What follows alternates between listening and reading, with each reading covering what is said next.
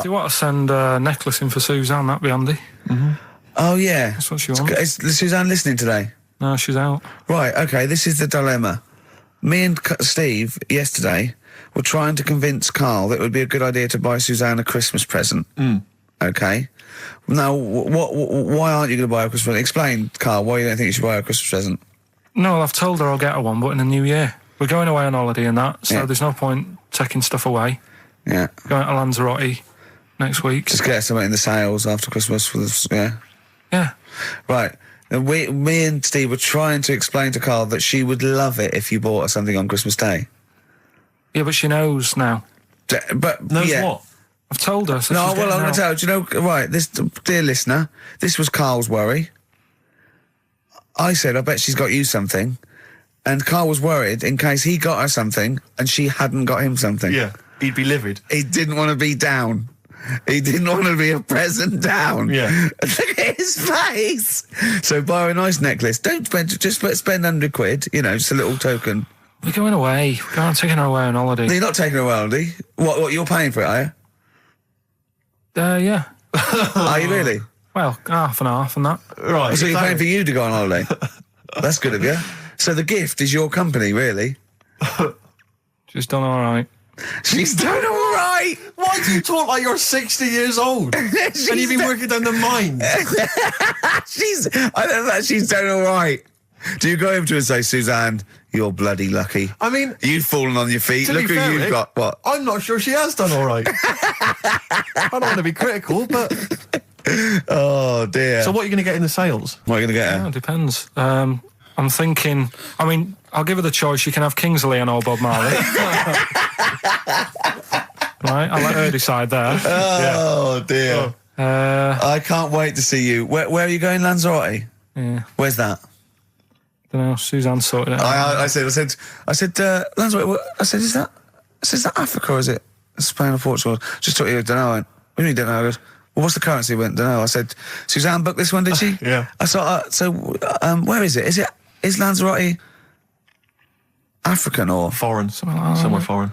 I was looking last night, and doesn't look that good. There was like one of the highlights of the things it says you've got to do is go and have. Apparently, they've got restaurants in caves, and that's like one of the things they say you must do. So, if that's a highlight, do you know what I mean? Right. So I'll do that. Go and see what that's like. Yeah. When you're on the beach, Karl, do you wear the very, very tight Speedos? No. Do you walk around with them? Sort of longish shorts, T-shirt on, probably with a sort of a light shirt on top of that. Right, sure. So quite wrapped up then. Covered up. Do you wear a hat? Because obviously the bald head, there's risk of sunburn.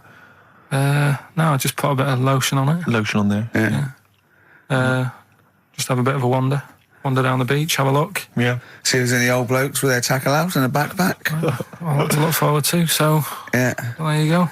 Yeah. Well, we're looking forward to finding out how you get on. Yeah, I'll let you know. And interested to know what she gives you on Christmas Day. More scintillating chat after this next song. All right, bit of placebo. Yeah, love it. Special needs. Placebo, special needs on XFM 104.9. Email in where Lanzarote is. I don't know if it's Italy or Spain or Europe or maybe Africa. You know, these are the sort of things, these are the reasons I come into it, to at least learn something, innit, Karl? We've stopped educating Ricky, so I've stopped learning, you know. Apparently Lanzarote is one of the Canary Islands. Oh, is it? Although we've also been told it's part of Spain. Right, I don't know who to believe. I don't know who to believe either. That puts me back, because I knew it was either one of them. Yeah. Yeah, I just, Pilot knows, doesn't he? Pilot knows where he's going. I thought so, yeah. Doesn't matter then. Right, we're playing Jayhawks. Let's play it. Yeah. Love it. Got bored with that conversation, did you? Long and winding road. I love that, but I don't like the way McCartney sings here. There's just one, he goes, you leave me waiting here. Well, he's always got that slightly affected But it sounds style, like doesn't it? Richard Burton or something, here. Yeah. But it's only one that does it, but I don't know why. I just think he likes it or wants to go back and change it. Maybe it's like... But having said that, you know, I'm not taking away from the Beatles, one of the best bands ever. Well, yeah, good luck to Brilliant songwriters. they do well. Yeah. We've had a lot of emails, Karl. I don't want to sort of put a dampener on your Christmas, but a lot of people have been slagging off Lanzarote. One of them just said, well, one of them, I don't know if I can find It is Canaria, isn't it? It's Gran. It is one of the Canaries, isn't it? It's a volcanic island covered in volcanic dust. It's very windy, so you have to dig a hole to sit in on the beach, and there's hardly anything to do. That's from Mike Godwin. He says, unless you like quad biking, well, you know, you've seen what happened to No, Ozzy don't Osbourne go this week, quad so don't do biking. that. Not with your little head. There's no protection at all, is there? I don't know what you're thinking. I don't know. At least Rick Mann and Ozzy had lots of hair. Yours would, you'd be like Humpty Dumpty. It would crack like a little egg. And then we'd seen, there's no kings or kings horses. So, Yeah, well, they couldn't do the job anyway. No, shouldn't really send them. They're not really qualified. Horses not equipped to put back Send a medical man like Neil Fox in Yes. to mend but not eggs. some kind of military horse. I bet he's had egg on his face a few times, hasn't he? What, Foxy? Yeah. Well, most of the series are Pop Idol. Right, Carl. Lanzarote, good or bad? Well, you got to give it a go, haven't you? Yeah, well done. Give everywhere a go. Exactly. That's what I was saying. You know, don't just take the word for it. I mean, if it had said an Ananova, Lanzarote shit, he'd have believed it. Sure. You know, if he'd have overheard it in a pub, Yeah. Lanzarote a crap, he'd have believed it. He'd have seen it on a website that was mainly concerned with monkeys and witches, he'd have believed it. Yeah. As it is. Everybody raves about New York, and when I went there, I thought it was rubbish. Well, you're an idiot then, because that is possibly though, the isn't it? greatest city in the world, Subjective. along with London. Subjective, though. That's why they have holiday programmes and that, innit? So you see it and you decide for yourself and that. Yeah, but you saw Venice on a holiday programme, as you put it. You went there and you went, it was rubbish, full of black bin liners. Well, it is. Right. Didn't they show them? It stunk. Didn't Judith Chalmers say that? Oh, it stinks here and there's loads of rubbish everywhere. No, she didn't. Did she mention that? Oh, that's what I mean. So it depends what you want from holiday, doesn't it? Well, yeah. But So, you're an idiot if you don't like New York, so next. Anyway, go on, break up, guys. Kiss and make up. Libertines, don't look back into the sun on XFM. Well, the general public are getting involved with Carl's holiday, and, I mean, this has been a damning report on Lanzarote. There's not been a positive word written about Lanzarote so far. Wow. It's volcanic, there's no natural water supply. Apparently there's no natural water supply. It's You all have to sit in a imported. hole. What do you think of this, Carl? What do you think of the people that want you to know that you're going to a rubbish place when you can't change it? What do you think of that? rubbish though, will it? What do you mean? Be all right. What do you mean it'll be right? Because I'm going to go there thinking, oh, there's no water and that, and there will be water. No, they didn't say there's no water. What did they say then? There's no natural water supply. Whatever. I'm not bothered. Doesn't bother me. All right. I'm going to have a good time and that. What are you going to do? What's your plan to do? Got a book. What book you got? Rich Hall book. I'm just going to read that. Brilliant. And the weather's better than here, isn't it? Yeah. So, No Blue Sky, The Thorns. That's beautiful, isn't it? On XFM 104.9. Carl, you're losing your rag a little bit. What's the matter? nothing, go on. See? What's the matter? No, what's the Well, matter with I've Carl? got something to cheer him up. Someone's emailed in, Emma's emailed in, she said that for those that know, those in the know, they referred to Lanzarote as Lanzagrotte. Brilliant. He's a bit fed up. He's got 2 CDs for Christmas from a company that's he's been with for 6 years. He's a little bit grumpy about having to answer the phones. He wouldn't go and make Steve another cup of tea immediately. Selfish. Yeah. Carl, what are you thinking? Nothing. Go on, what were you doing? Come on, Carl, you're getting paid for this. Project. Out. We'll take one of those CDs away. All right. What were we talking about? Letter to Hermione. David Bowie. Well, we've had the most convincing answer that it's about 290,000 actual words, but possibly 3 million in our vocabulary, using all jargon and scientific stuff and all that. Sure. 290,000. Still a lot, isn't it? It is a lot. We know so little, don't we? Apparently the average person has about 20,000 words in their is it? vocabulary Right. and uses maybe 2,000 a week. Really? Yeah. Carl, obviously, slightly bringing that average down. Carl, what do you think of that? Single figures. Doesn't matter, get by. Why have you got to use longer words messing about and that? Told you. That word about old, anti-dipuian or something. Just say old. That's a bit old, isn't it? That's a bit anti-dipuian and that. What's the point? Yeah. Get to the point. Sure. Busy.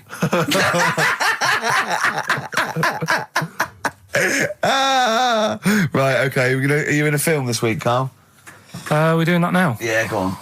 Get it over with. Hang on a minute then. Get it over with. Let's get this show over with. We can go home. You can go off to Lanzarote and sit on some ash. Some charcoal. He's not happy about that. That's annoyed him. The listeners have all ganged up on him. Yeah. XFM giving him 2 CDs. We've had more calls for his resignation this week than ever before. What do you think of that, Carl? What do you mean? There's another reason. Do you know what I mean, though? Because he's grumpy, he's not just giving it, he goes, well, I can't help it, can I? I don't want it.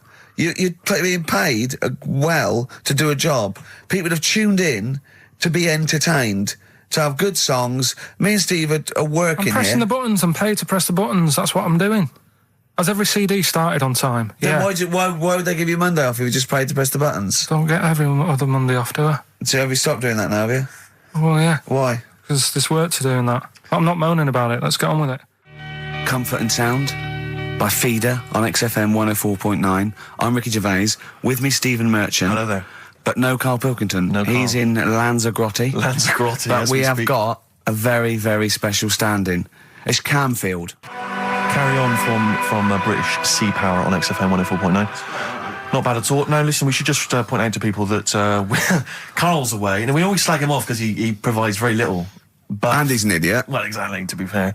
But he's obviously off in Lanzarote, and he's forgotten to tell us what the password is for our email, Rick. Idiot. So we can't get into the email. So we're going to have to use Ian's email instead. ian.camfield@xfm.co.uk if you want to get in touch. You're never going to have so many emails, Ian. Really? Yeah, Is that right? you're going to be looking at them all week. It's going to be brilliant for you. You're going to feel really popular. You know what Heat described Carl as a bald little mank twat. Nice. Carl was going, brilliant. Is that allowed? Is that all right? Yeah. Bless him. Bald little mank twat is back on the 3rd, isn't he? Well, if there's one thing that magazine's What good was at, he it's suggesting? You accuracy. can't be regionalist? What? Was he suggesting you can't be regionalist? Was that allowed? No, I just think the familiarity of it's just because we call him a bald little mank twat that a national magazine can say that. Oh, bless his little round head. Wonder what he's doing now. He's sitting in the ash reading his reading his Rich Hall book. Yeah, he spent a week when he went to where was it, St. Lucia. He spent a week, right, throwing sand at crabs. Yeah. I don't think they've even got crabs, have they, over there? No, I don't know nothing. what he's going to do. What is he going to do? Suzanne, what is she going to He's do? going to be whinging. But it's sort of like, Carl must be like, kid, you must like sit him in front of a video while you go and make the dinner or something. Yeah. It must be a nightmare taking a pet. Has she got a little harness for him? To be fair, though, Rick, I mean, I can't imagine you're much better on holiday. I've always wondered what that must be like. Because you always need an audience. You've always got to have someone around that you can perform for, drop your trousers for. Annoy, just generally sing and dance about. And Jane's seen it all. She's bored of you. Yeah. So what, do you just do this to other people on the beach? Holiday makers, it is me. You can't believe your luck, Ricky Gervais. What, do you want do me the to annoy? dance? Do you want me to annoy you? Yeah, exactly. I can annoy you for 5 minutes. Yeah, Because then I'll get bored Exactly. myself. I'll tell you what, I want some ads, and after that, the fairy tale in New York. Oh. Well, have a lovely Christmas. Have a bloody great Christmas, Have mate. a bloody great Christmas. It's the best of next week. Yep. The best of the last few weeks with some tat, you know. Carl's put together. We're Look back in forward to that. January. We're playing some of our favourite songs of the year. I'm looking forward to seeing Pilker's tan and Pilker's pictures back, from his holiday. covered in ash from the beach. Yeah. And we're back on the 3rd, I believe. But Ian, do you want to introduce one? This is Ian's choice for the day. Yeah. We'll see you next week in spirit, and then we're back on the 3rd with Pilkers. Over to you, Kampf. Enough of Jonah Louis. This is Paul Di'Anno, ex of Iron Maiden, doing Santa Claus is Coming to Town. Kings of Leon, California Waiting. Steve, the public have been waiting for us to return. That's true enough. All right? Yeah. They had the best of Oh, I bet last that was week. a joy. They had Camfield and us without Carl the week before. But it's been a while since we've all been together. I'm Ricky Gervais. With me is Steve Merchant. And over there, with his little sunburnedy, baldy head, little Karl Pilkington. Hey. All right? Yeah. That wasn't Steve slapping me head then, by the way. No, that was just him clapping at like Steve Wright in the afternoon. It's a great show. Because he's so, it is a good show. Yeah. He's so pleased that we're a posse. Yeah. And we're all back together. 3 holidays Carl's had last year. Yeah. I'd love to have 3 holidays. You've got to start putting the work I in there. had 2 holidays No, then. you had 3 holidays. You went away with Suzanne and her parents. Yeah, well, that doesn't count. It does count. If you book 2 weeks off the firm and you go away and you go, how was your holiday go? Well, I didn't really count. It wasn't a really good holiday. Can I have them days back, please? My New Year's resolution is to be nicer to you. But Well talk done, sense. you've already broken that. No, but talk sense. Talk sense. You've had 3 holidays this year.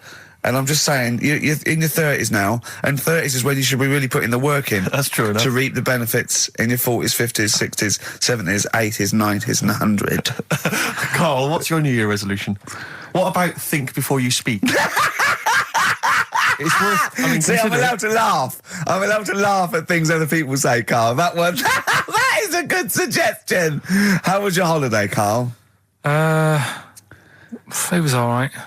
Right, brilliant. But that I don't see on the ratio of good to bad in Carl's mind. That might be amazing because we never It might hear be him amazing, sing the mightn't praises of it? anything. I'll tell you what, can we have, a cracking little tune and then come back and hear about Carl's holiday? I'd love to do that. Let's keep it tight. Love to Tear Us Apart by Joy Division. Now, I can't put my finger on it, but that doesn't sound like the original. And it's off a compilation. It sounded a bit fast. I think the vocal was slightly different. If anyone can, put me out of misery, I think it might be in a session of the time or something. Carl, is it a New Year resolution for you? Another one. Maybe when we ask you to get a song, get the original single version. I could be and wrong, not some but obscure session. Yeah, it does seem different, doesn't it? Very odd. Yeah. Yeah. Maybe we just remember it wrongly. But anyway, that's XFM for you. 104.9, I'm Ricky Gervais with me, Steve Merchant. Karl Pilkington. Carl, you went to Lanzarote. Yeah. People said don't go to Lanzarote. They told you it was Lanzarote. They told you, were they right or They wrong? were right, yeah. Really? Yeah, it's a bit ropey, yeah. Is it why? Just, out there. If it wasn't for the volcano they had, it'd been knackered. That's their big draw, is it? That's it, basically. That's all they've got going for them. When you landed, was it really hot? Were you quite excited? You were thinking this is It okay? was warm. It's, we can't complain about the weather. The weather was all right. Sure. You know what I mean? That's what I went for, but it'd be nice if there just was something else. Yeah. What did you do all day then? Did you read your ritual book? No, I didn't read that. I read that book. Do you know the book that I bought and all the chapters were messed up? Oh, yeah. I bought a better version of that All right. and I read that. Excellent. And then, Did it make more sense in order? yeah, a lot easier to follow. Yeah. And then we went and had a look at the volcanoes and that. They've got 36 of them to look at. How many did you look at before you realised that pretty much, you've seen one volcano, you've seen them all? Probably about 6 or 7. Really? And then when you got to the 8th, you thought, now I know what this is going to be, Suzanne. This is going to be like a mountain with a hole in the top. Yeah. Really? But it happened years ago as well. It's like, just keep a couple, fill the rest in, tidy it up. Fill the rest in! Yeah, no, Well, yeah. getting some builders. No, seriously though. Okay, They're a 4 death million tons of concrete, please. They're an absolute death trap. Yeah, what do you mean fill them in? Do you know what a volcano is? It's just a hole, isn't it? That's happened. Well, it's more than the happened back hole. It's in- more a portal to the magma in the centre of the earth. Back in 1730 it happened, and they still haven't sorted it out. Well, when you say it happened, volcanoes were made a lot longer ago than 1730. No, but the one that did Lanzarote in. Right. Sort it out. What would you suggest? How tidy can it they up. fill it in? It's joined. It's all joined. No, but what I'm And saying is, the big plates of the earth are all joined. It All was the a disaster, magma's wasn't it? joined. With the trade centre thing, that happened. They cleaned it up, sorted it out, they've moved on. That's what I'm saying. Whereas Lanzarote have just gone, leave it. It happened back in 1730. You misunderstand me. How, in the name of God, can you fill in a volcano? You ignorant twit. No, but it's not just the holes. They've actually left the lava everywhere. That's what I mean. It's not just the big holes. There's lava everywhere. But it's molten rock. They can't just pick it up like they're like a carpet. Put it in the holes. The holes are there ready. Just push it all in. That's what I'm saying. What exactly is there then? Is it just a kind of moon-like kind of surround with just kind of dust and rock? That's exactly what you see. I was there when the Mars thing went wrong. Yeah. I would have just sent a camera crew there, filmed a bit of that, right, and say, here we are, this is it. Ignore the little coffee shop in the background, right? This is Mars, because that's what it's like. Just loads of dust, holes everywhere. Tidy it up. Little round-headed aliens complaining, whinging, just like Mars. Yeah. So, is there what's the best bit about the holiday? Come on, pretend you're Judith Chalmers. I have been doing. I would have done all. I would have said that. Don't bother. Right. I mean, the hotel was good. Yeah. That was all right. What was that like?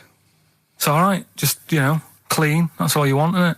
See, that's not quite what Judith Chalmers does. She doesn't go, what's the hotel like? All right, yeah, clean, isn't it? All right. What was it like? What was it? 3-star, 4-star? Did it have a swimming pool? What was the room like? Had a swimming pool and that. Yeah. Yeah, it's good.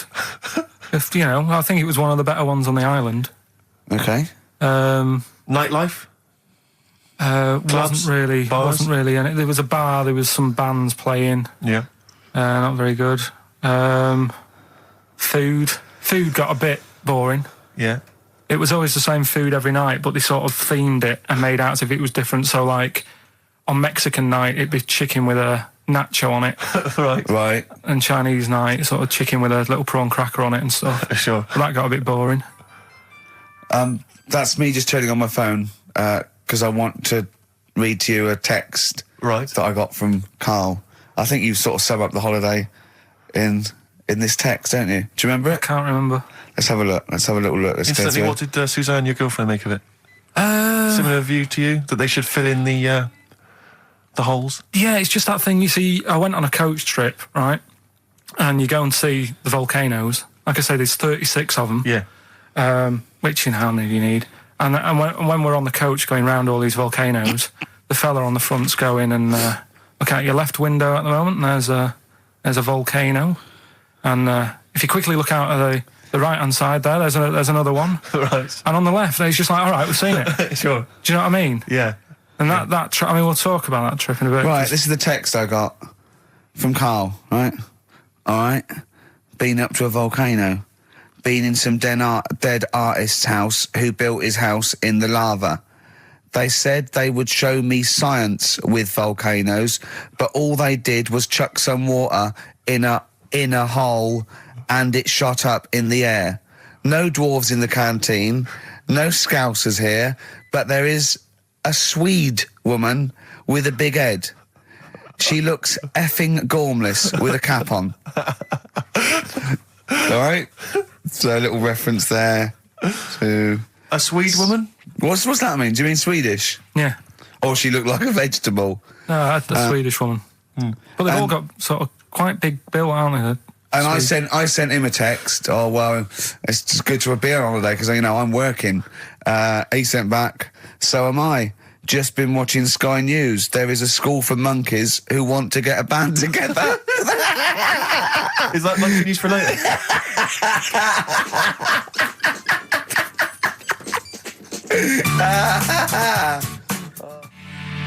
Oh My Corazon by Tim Burgess. I can't get enough of that. I love that chorus on XFM 104.9. Ricky Gervais, Steve Merchant and little Karl Pilkington. But it was a nice holiday. Yeah, it's all right. It's just, I went there to relax and that. Exactly. Did a little bit of that.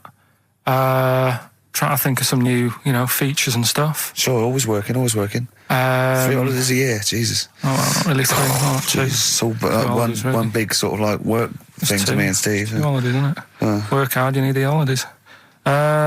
So, yeah, the things that annoyed me was like, you get bored sat around the pool after a couple of days. I'd read my book. Yeah. There wasn't much going on the Not even any complex. crabs to throw sand at, was No there? crabs or anything. They wouldn't bother with Lanzarote, right? So decided to go on a little trip. That's when I saw the volcanoes and that, 36 of them. So we go on the trip, and the thing that annoys me, it does happen every holiday that you go on. If you go on a sort of a package thing, they have these trips, right? And you pay about 40 odd quid, and they give you some wine, so it make it feel like you're getting your money's worth. But how many of these trips have you been on then? Loads. Probably about 12. More holidays than I've had. Go on. So go on. anyway, so you're on the coach, right? And they take you for the volcanoes. They took us in the middle of nowhere. Yeah. Right. There's nothing else round there. Sure. It's like I say, it's like Mars, but with holes in the ground. Yeah. Right. And they sort of drop you off, and they go, right, everybody, see you back here in an hour. There's loads of volcanoes for you to look at, and a coffee shop over there. And for a fact, right, you don't need an hour there. You could just say, well, just keep the engine running because I'll have a look in this hole, we'll get back on, give us 5 minutes. Don't need an hour. Absolutely. But that they've got something going. It's a with backhander, definitely. What, with the coffee shop? Definitely, yeah. They go there And they get everyone to have an ice cream and a coffee, and they sit down, have a fag, talking to the bloke. Yeah, and it's like, cousin.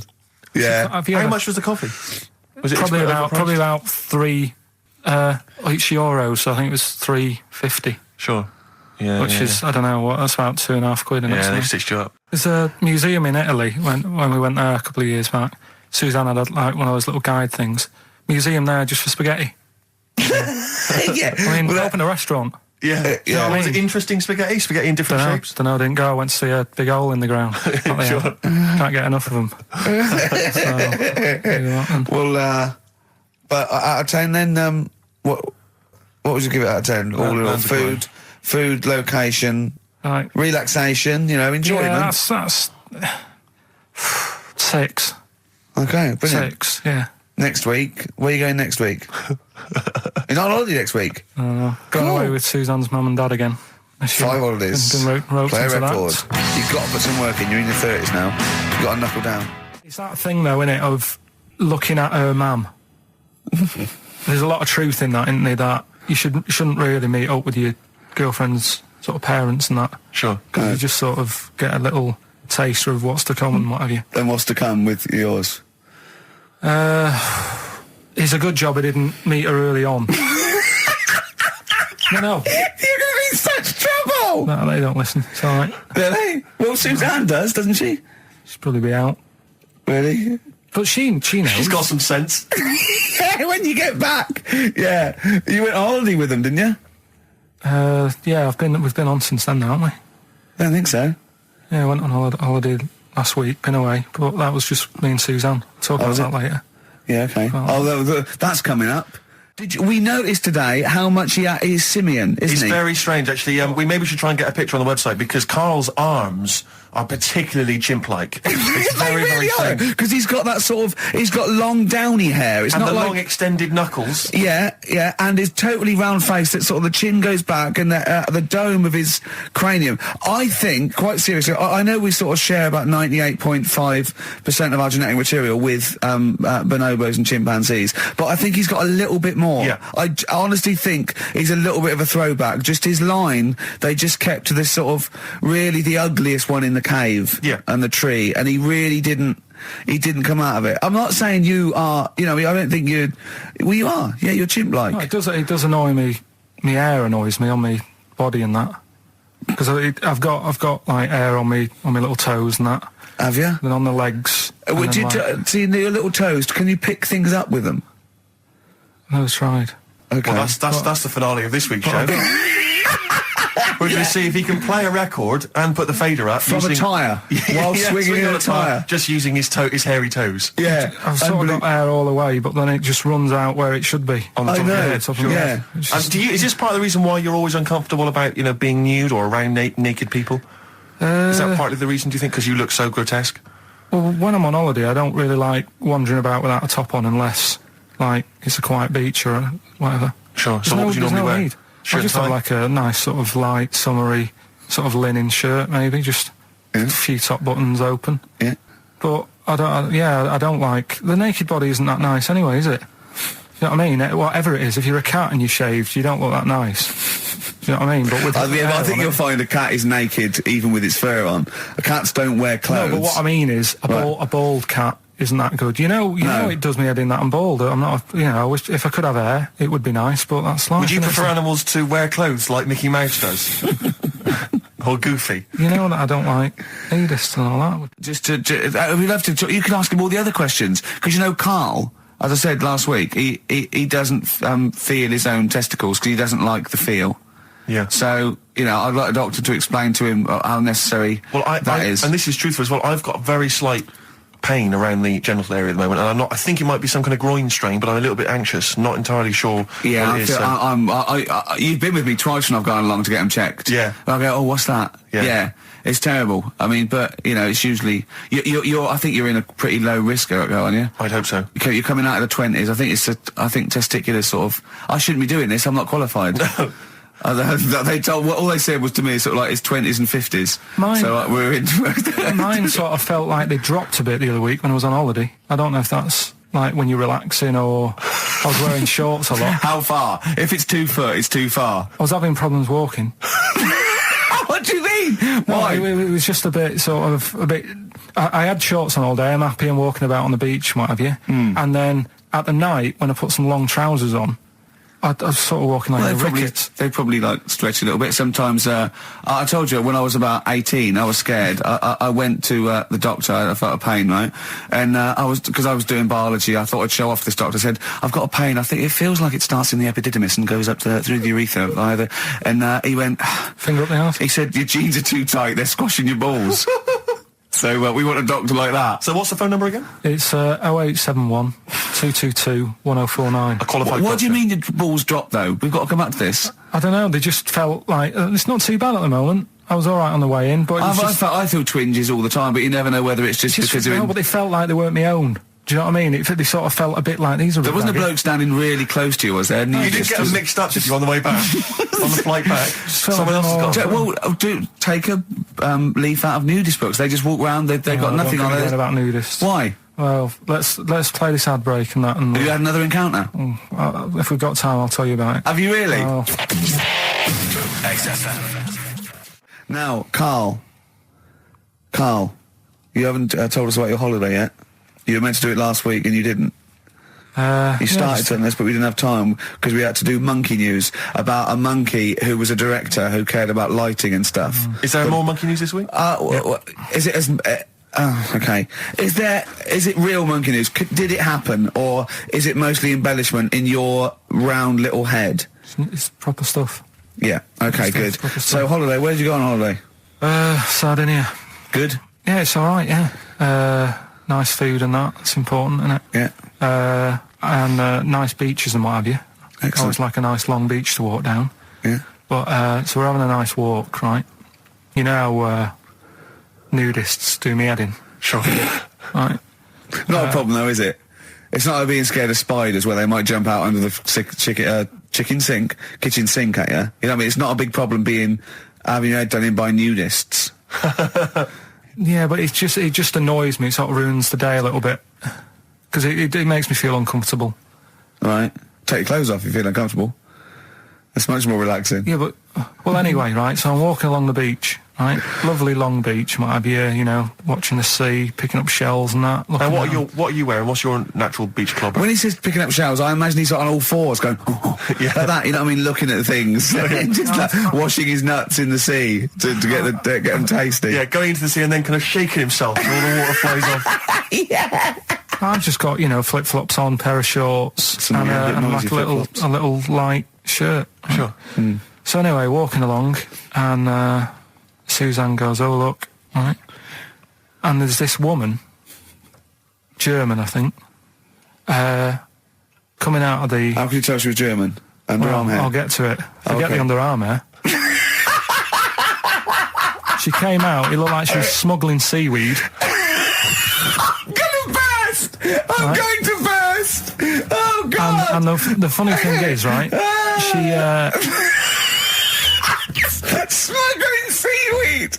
Oh, God! She was a bit hairy down there, was she? Mental. I felt bad because I hadn't had a shave for 2 days, right? Looked at her, it was ridiculous. She might as well have kept her trunks on. It was just like she was wearing furry trunks, right? So anyway, so I'm walking along. So... yeah, go on then. So Suzanne's like, "Oh, look," and I'm like, "Oh, not again," because every time we go away, there always seems to be one of these. Is she by herself, this woman? Well, the weird thing was, she was with her husband, right? Yeah. But he had shorts on. He was happy, right? But every time, because I walked past her, and he sort of ran off, because he's embarrassed. Do you know what I mean? There's nothing normal about it. What can he do? He can't go, "All right, mate," because he knows it's odd, right? How old was he? Sorry, how old was she? It's hard to tell when someone hasn't got clothes on. Sure. Do you know what I mean? They always look older, don't they, when they haven't got clothes on anyway. But I'd say she was about 40, 41. Okay, right. So I walked past, and the annoying thing is, she got there on a bike, right? No clothes on, little pair of boots next to the bike. So if you can wear boots, just pop some shorts on. You know what I mean? That takes more effort for me, putting boots on. But put the shorts on, right? So anyway, so the husband kept running off, I walked past, and I'm getting annoyed because I'm saying, well, we've got to walk past them again on the way back. I There's no like other the way. fact that they're scuttling away when Carl walks past. Like when you lift up a bit of sort of iron sheeting in the woods and loads of mice run away. Yeah. It's like whenever Carl goes, that nudists run away. Yeah. Oh, right, okay. So we sort of come walking back and what have you, and you know, I have another look and what have you, and he runs off again. Why are you another look if it offends you so much? Oh, you might as well just have a look. You know what I mean? If she's putting it on show and what have you. But the interesting thing was that I just wondered whether the husband. If the husband were nude, you'd looked at his tackle. Because remember when you went to see those two strippers and it was a woman and man and they whipped their shorts off, you said you looked at his tackle first. I think any bloke would. Wow. You would. You just check it out. It's natural, isn't it? You just go, oh, right. Go So on it then. is normal or whatever. Because you don't know if you know what I mean? You don't know if what you've got's right until you see someone else's. No, do you know what I mean? Yeah. Go But on then. anyway, so, but he got us talking because I was, then, as soon as I saw her, sort of, day's been ruined a bit, so I'm walking up the beach. It's been ruined! Walking up the beach with Suzanne going, how does it happen? Do you know what I mean? Why do people do this? What fun are they getting out of it and what have you? And I just was thinking, is there any chance that fella, right, didn't even know that she was a nudist until they went away? Do you know what I mean? Because I Yeah. said to Suzanne, say if I met Suzanne, it's like we're getting on, yeah, everything's fine. Yeah. And then you go off on holiday and you go, you haven't got much luggage. And she's like, no, it's fine, this is plenty. And I'm thinking, that's weird. And then we go down the beach and she whips her knickers off. I'd be annoyed, but there's nothing I could do. Do you know what I mean? Sure. So I'm just wondering whether that's what happened to this fella. Every time someone came walking up, he was like, oh, God, this is embarrassing. And he Yeah. kept nipping off, Yeah. finding something else to do. Look at some shells. So what? I'm wondering, Rick, if at some point, maybe today or in future shows, we should get a nudist, you know, one of those official nudist spokespeople, you know, because all these nudist organisations, get them on the phone, justify themselves to Carl, because, you know, in his mind, they are, what would you say, weirdos, freaks? I don't quite get it. I was reading something in one of the supplements last weekend, and some journalist went round to some, whatever you call it, some resort or whatever A nudist for colony, nudes sure. and that. And it's Were they just playing volleyball?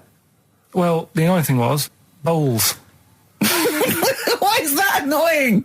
Well, don't play a sport where you got to bend over.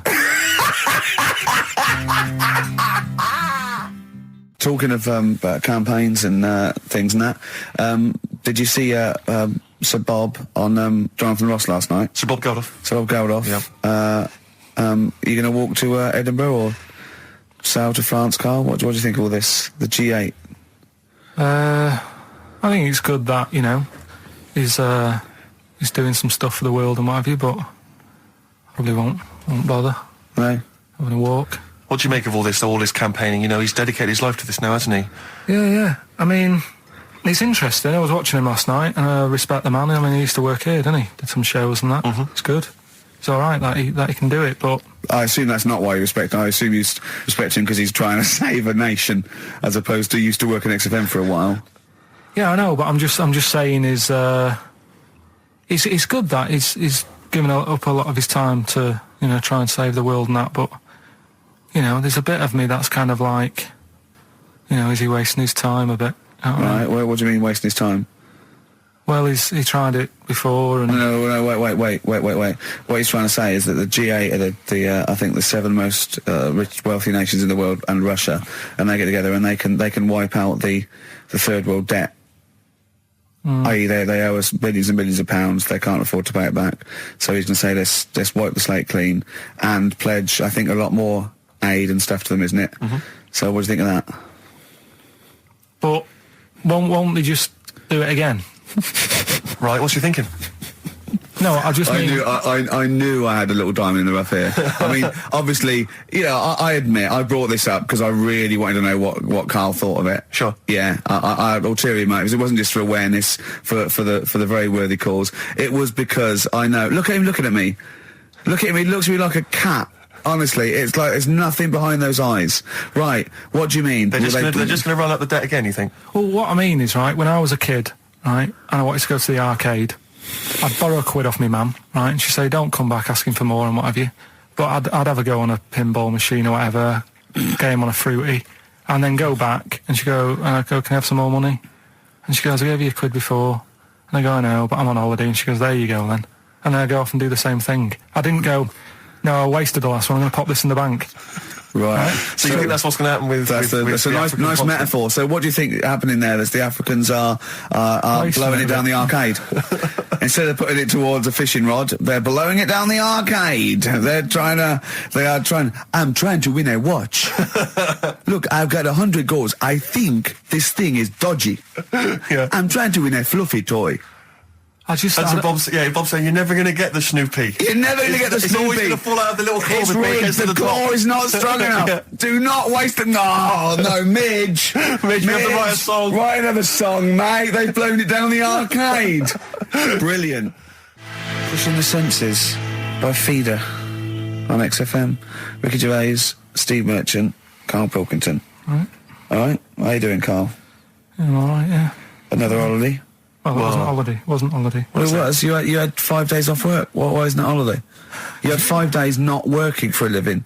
You know how many days holiday gets a year now?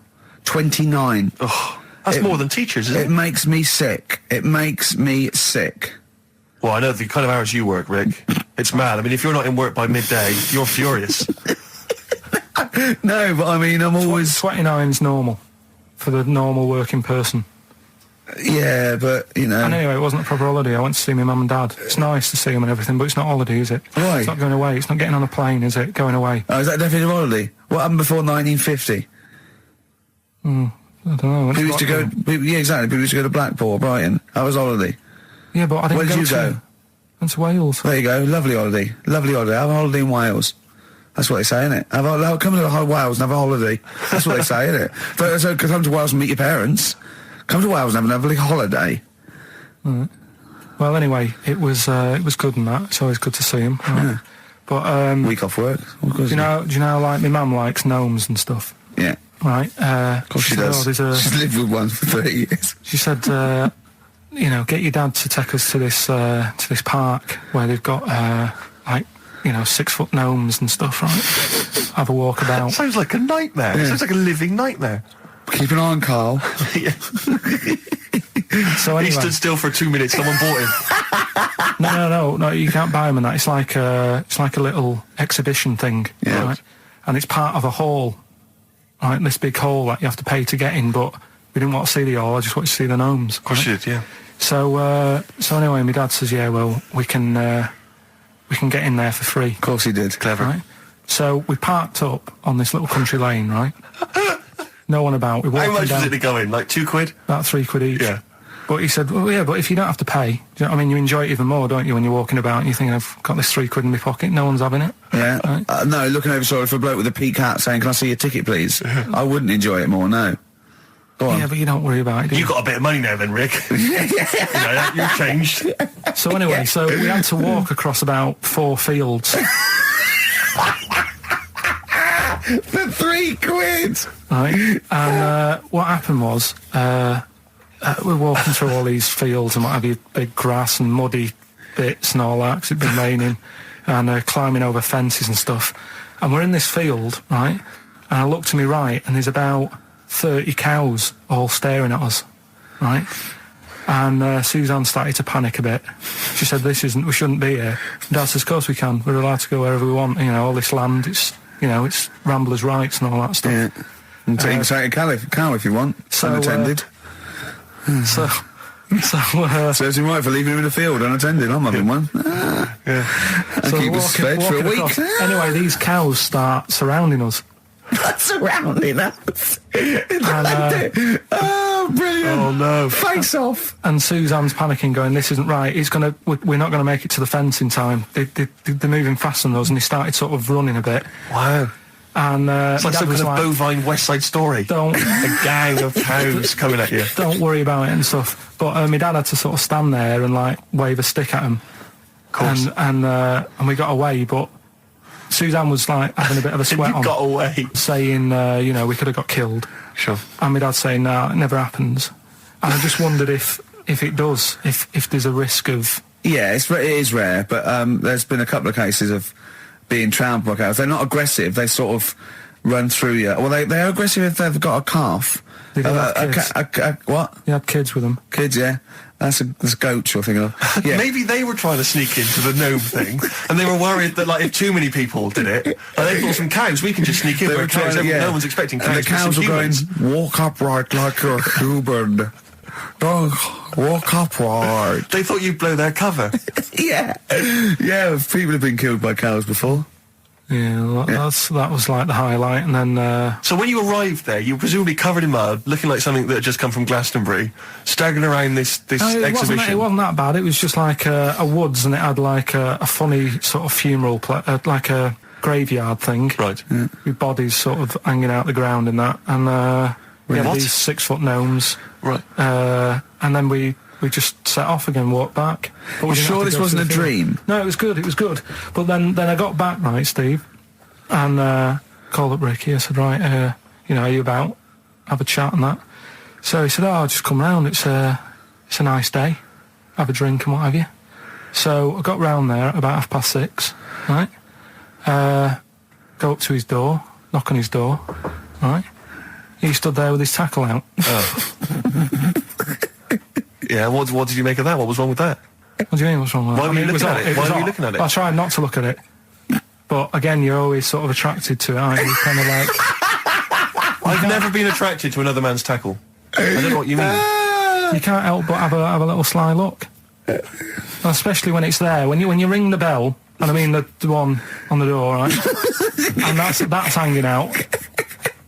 And does he dress to the left or the right? It was to the left, right? Yeah, it was left, yeah. Just popped it out of my shorts for him. Just popped him out of the shorts. Should have seen the state of him. Shorts on, no top, cigar. Looked like someone out of The Sopranos. It was a mess. Yeah.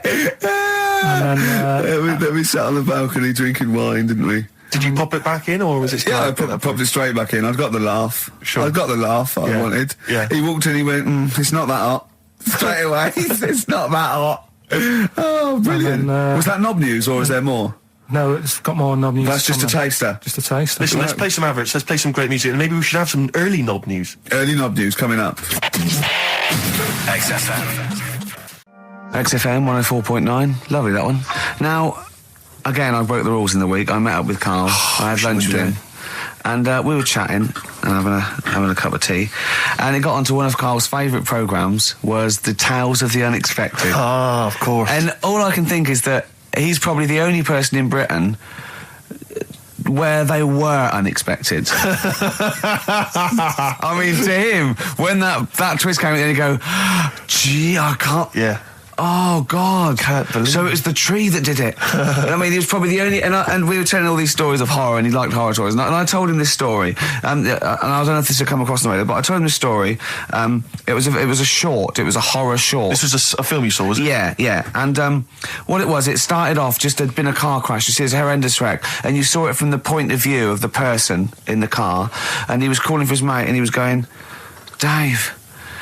And he sort of looked over and saw a body without a head that had been thrown. He goes, oh no, Dave. And then into the field of view came Dave, his mate, and looked at him with a look of horror. And then it sort of went black, and you realised that he was just a head, and it had been his body. Oh, wow. Right?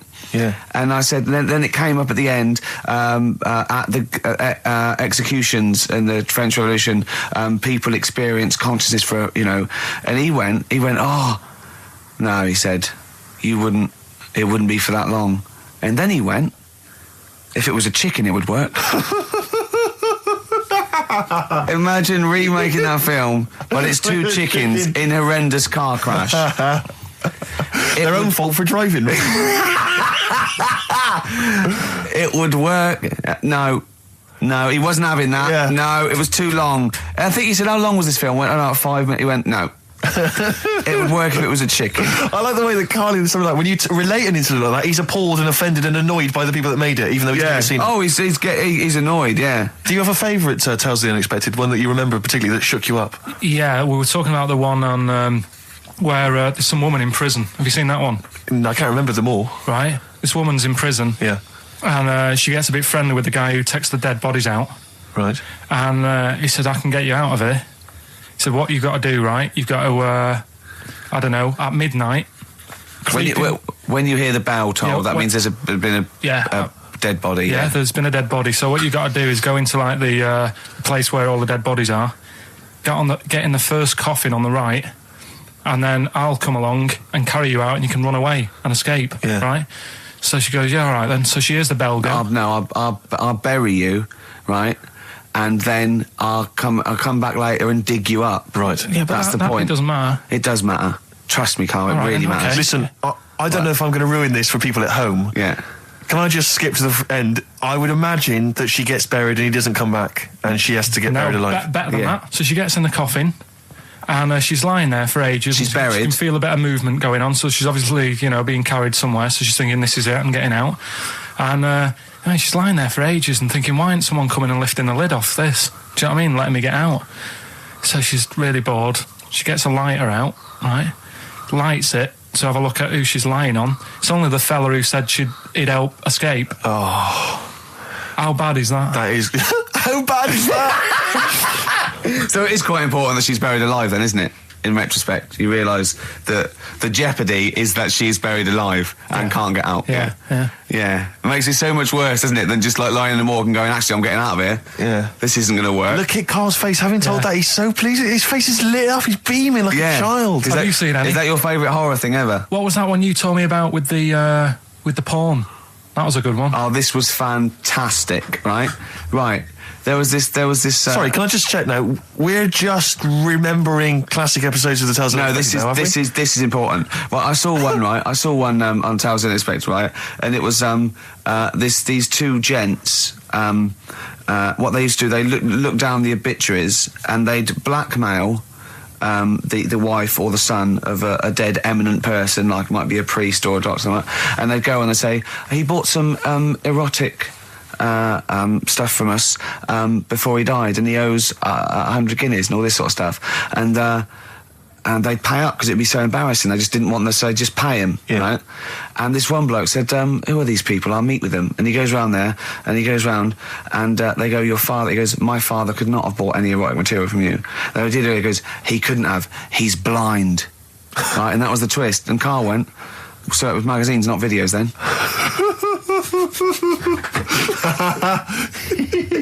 Yeah.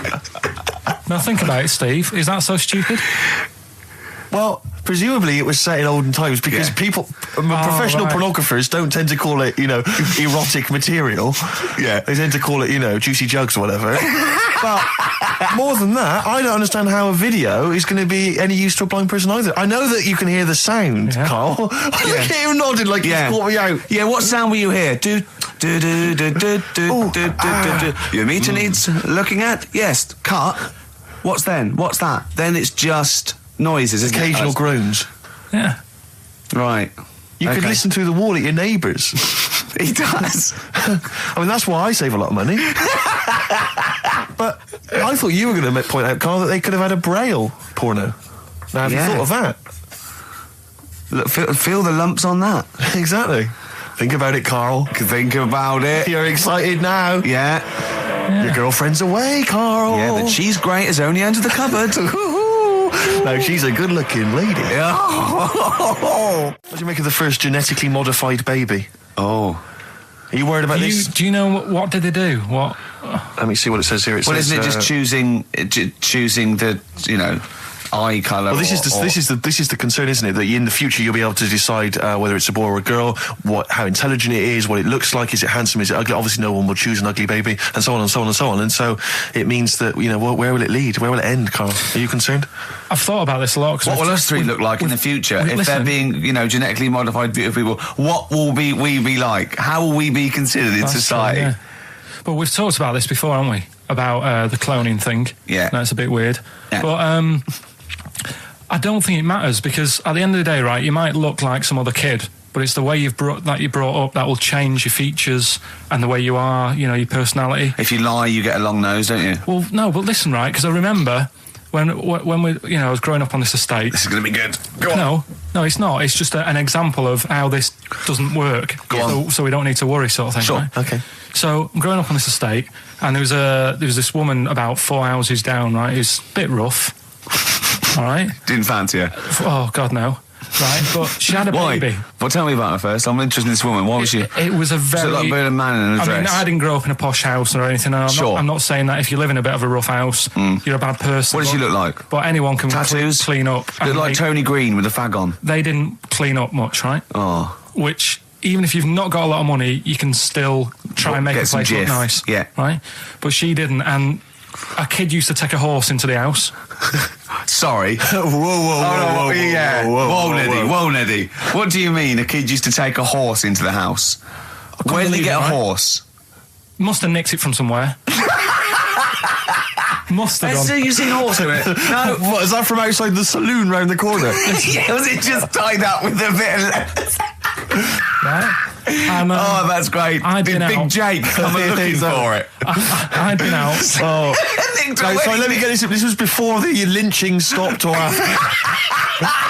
Where did he get a horse from? What do you mean he must have nicked it? His mum said, where'd you get that from? I bought it. All right then, but keep it out of the kitchen. I don't want you going Catlin rustling. Where did he get a horse from, Carl? And how long did he have it for? Was he leading it or riding it? Mum, open the door, I can't stop. I can't stop it. Open the patio door as well. Looks like we got us a runaway. What do you mean? I don't know, but the thing is, they couldn't afford to buy one because they're not cheap. So I'm just guessing. Maybe that's wrong of me. But I think... He had a horse? Yeah, right. So That's why the family didn't have any money. They'd spend it on the horse. No, I don't Exactly. think, that's what I'm saying. I don't think they would have bought it. So anyway... Yeah, it's wise to whisper, Carl, in case they're listening. Yeah. And They could be in the room next door. It's not buying it, it's keeping it as well. Oh, So I was like in the car with my dad coming into the avenue, and you used to have to drive down it to turn round and, and you know, sort of go back to our house. You had the traditional method of transport. Yeah. And the horse was in the lounge, Reading a paper. just like walking around. Oh, God! What? And when I was doing, I tried to earn myself some money once by flogging little flowers in plastic cups. What? This is And I went- genius. It just keeps coming. What do you mean you're trying to flog little flowers? What do you mean? Wait. Let's play a record. Let's play a record and come back to this. Wait a Because minute, this story's wait a going to minute. just unravel and unravel. It's going to go on for hours. Let's It play a gets track, deeper Carl. and deeper. It's like come an on, Carl. onion, isn't it? We've created a whole world here where there's a man living with a horse. Just walking around the lounge. I come from the West Country. I've never heard anything like that. I just think of a big sort of like orange carpet and it's got a rediffusion telly and this horse going, I'm fed up in here. Exactly. This is really... I am not taking the rubbish out again. Yeah. Right, play a record. Let's have Velvet Underground. We've got that lined up. Oh, yeah, the God. classic from the first album. I'm waiting for the man. Let's come back to the horse in a second. Little flowers in pots. What do you mean? From that classic first album, Velvet Underground and Nico, which apparently peaked at a disappointing 171 in the US charts. Think of that. And that's obviously Lou Reed, the Velvet Underground, and Waiting for the Man. Yeah, great track. So we were talking, we were doing White Van Man, and we got onto... genetically modified babies, but and then somehow... Carl started telling a story about someone with a horse, and then he got onto... He was trying to make money selling flowers. Just do the flowers briefly. Well, hang on, I just want to recap slightly. So there was a family, and who had the horse in the family? It was... Because you lived on an estate in Manchester. So the Yeah. mother was a right pig, apparently. I don't know whether that's you relevant. don't need to go that far. But what go I'm on. trying to do is like make a picture for you so you understand. What did she What a look picture like? it Who is. did she look like? Bit of a, and no disrespect to her, bit like Pauline Quirk, Quirky, yeah. right? Okay, I knew you were going to say that. Yeah. I knew it was going to be Pauline. Did she have any tats? Did she have any I've tattoos? never got that close to it. Okay, all right. So who had the horse? Was this her son or her No, husband? her daughter. Her daughter had stolen a horse, Yeah, from I don't know where. There was I think there was some stables down the road or something. and they kept the horse in the house with They them. kept it in the house. Did But they didn't get have caught? it for long. No. Sorry, and you said you were in the house one day and you saw the horse in No, there. what happened was I was. They did this thing at school about raising money for charity, right? For some local charity, and they said you can do anything to raise money, and they came out with all these ideas, and I thought that's good. What was the charity? Well, I don't know. I thought forget the charity. Yeah, that's I'm just a good charity money making here. idea. So- You're a charity. So, so I asked my mum for some. 'Cause she used to have a lot of flowers around the house. Sure. I said, "Can I just take some snippings off them, and I'll go and buy some plastic cups, and got some soil out of the garden, planted the bits of plants in them, Yeah. got a tray, Yeah. had about 25 plants on it, selling Yeah. them for 25 pence each. Excellent. Did sell any? Yeah, so loads. Did you just cut? You didn't just cut them and stick them in the Yeah, they soil. wouldn't have survived. Oh. But I think people sort of thought, well, good on him for trying. But anyway, so I went round to theirs because I thought their house could do with a bit of colour and stuff. Yeah. Because it's a bit rough. So as I went... The horse went, thank God for that breakfast. They've been feeding me kitty cat. So I got up to the door and they opened the door and it was one of them houses where no carpet. Yeah, a horse in the living room. You know. We've all been there. And the horse was walking around the living room. Oh. I looked quite happy and everything because I always say that about animals. Black Beauty right? was on. Yeah. Well, think about it, right? If you were a horse, where would you rather be? In a little wooden hut with a load of hay, or in like a house with a Central heating. 3-piece suite and a telly and that? Telling you that! No, but I was saying this the other day, And an Atari. right? I was walking through London. the Commodore other day. 64, Yeah. rubbish. Exactly. Walking through London with Suzanne, right? Yeah. And you know, like homeless people always have dogs. And Yeah. she said, "Oh, I hope she looks after it." I said, that dog is happier than most dogs, Right. Because people always walk past and give it a pat on the head. Yeah. It's with its owner all the time. Yeah. It's out in the open. It's not locked up in a house. Yeah. It doesn't You know what I eat, mean? but other than that... No, it does eat though. They're always all right. So that's what I was saying. I think this horse was doing all right for itself. Do you know what I mean? Well, not many horses have got their own house. Exactly. For a start, yeah. But anyway, that's That's by we were the talking by. about. Yeah. So anyway, this family. It was a bit. What we were talking about. It was about cloning. Genetically modified kids and all that stuff, yeah. Right. Now, what I'm saying is, you could say, you know, right, Steve, you could have a baby, right? And Ricky could see it and say, God, I want one that looks like that. Yeah. Right? It could happen, Rick. So Come on, work with him. So you take it to the doctors, and I don't know what they do. They inject it with something or whatever. Yep, that's how it's done. Yeah. And get a little baby, and there it is. It looks the same. Now the thing is, you separate. You both go off and do your own things. Yep. Right. Now, you look at Stephen. You look after your baby. Yeah. You treat it well. You give it good food and I'm that, a good dad. all the vitamins and stuff. Yeah. Ricky just gives it cheese. Right. So then it changes its looks. It goes a bit fat. You know, it gets tired easily and that sort of thing. Now, when this family, Why am I just feeding a baby cheese? right? This family who had a horse in their house. Yeah. They had a little baby, and my mum went round and said, "You're not going to believe this, but it's a beautiful looking baby," right? Yeah. And I was like, well, you know. And the weird thing is, it was a good-looking kid. But as time went on, they didn't really look after it. And I'm not saying, like, abusing it, but it used to run around. It used to play out till, like, 10 at night. Yeah. It used to chase cars. Right. It was a bit... Did it have hooves? Yeah, no. Chase cars. Right. What sort of kid chases cars? Oh God! No. Was it called Rover? The weird Did he catch stick? It's Liam, it was called, right? Right. Now, the weird thing is, it was a good-looking kid, but as time went on, and all that, like, not eating properly, and its hair was all patchy. It's not Liam Gallagher, is it? And chasing cars and that, and it became an ugly kid. It's definitely Liam Gallagher. And that's what I'm saying, right? You can clone all you like, but at the end of the day, it's how you brought up. Brilliant. Wow. Live. Wow. That was a hell of a point. Oh God. But am I right? Oh, you're always right, Carl. Finally, White Van Man, what do you make of the fact that Sainsbury's are bringing in square tins? Is that a concern true? for you? Is that true? Apparently so. Why? Dunno. Because like it's easy to stack. This is what the guy in the Sun has said. That should be interesting. That should be his comment on Sainsbury's are bringing in square tins.